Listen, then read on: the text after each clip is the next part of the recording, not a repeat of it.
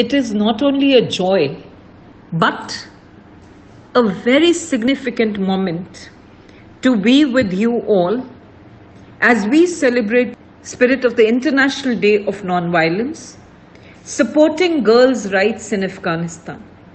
We may never be strong enough to be entirely non-violent in thought, word and deed.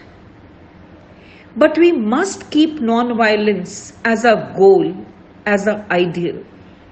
We must make strong progress towards it. We must have a strong commitment and confidence in that commitment, because that is the greatest force at the disposal of mankind.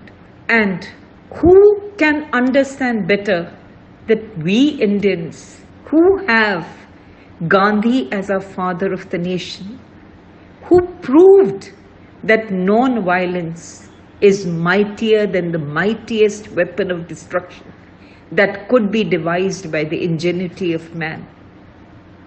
I personally feel no nation can ever be worthy of its existence. A nation that cannot take its women along with the men. Rather, this kind of gender discrimination is something that needs to be avoided. Each one of the sexes needs to be evaluated and needs to be looked at because of their own strengths, because of their own merits.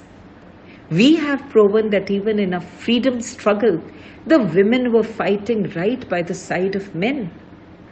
Someone has rightly said, society is like a bird. It has two wings. I ask you, can a bird fly if one wing is broken? But yet we realize that despite the great strides made by international women's rights movement, over many years, women and girls around the world are still married as children or trafficked into forced labor and sex slavery. They are refused access to education and political participation. They are trapped in conflicts where rape is perpetrated as a weapon of war.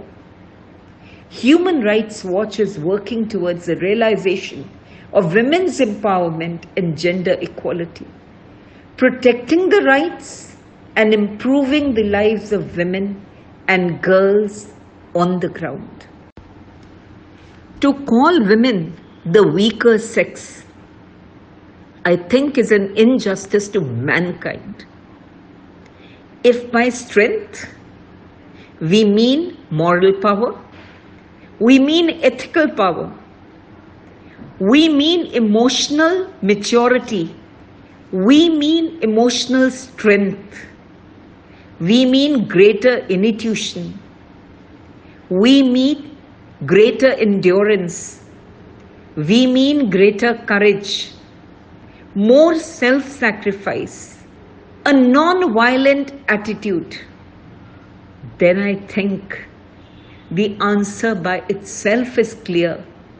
That is a woman part of a weaker sex, or is this the sex that needs to be treated with the kind of respect, with the kind of admiration, with the kind of appreciation that they deserve?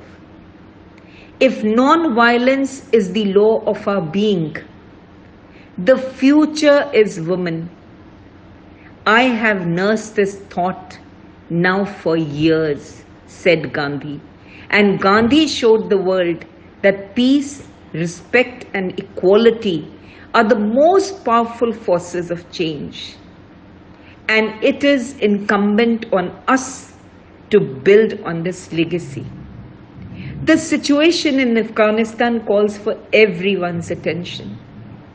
It's a critical moment for Afghan girls. And it is very heartening to see and to hear that women and girls in Afghanistan are speaking out for themselves. They are demanding the right to choose their own future.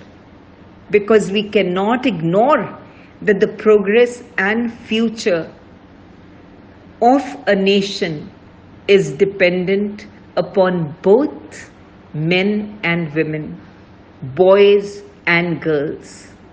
International human rights law guarantees girls' right to education, and girls' education is a powerful tool for building peace and security. And that is why, whether it is the women and girls in Afghanistan or anywhere else in the world, they need equal access to education. They need to be completely aware. They need to be empowered about what their rights are. And we must support the education for Afghan girls because it is their right, just like the right of a girl anywhere else in the world. What is now required is a robust monitoring mechanism to ensure that there's a specific focus on girls' education. Let us all pledge to stand firmly with women and with the cause of non-violence. Every child deserves better. Every boy and girl deserves a world that is non-violent, deserves an attitude of love and compassion. Every child deserves better, and together we can move mountains. We need to get to work because remember, if we all grow together, we actually grow. If we all take the pledge of non-violence, only then can we create a non-violent universe, a non-violent world, full of compassion, like I said, full of love, full of empathy. And like Nehru very rightly said, the only alternative to coexistence is co-destruction. And therefore, in this world, we need to coexist as empowered human beings and as empowered women and girls. Thank you.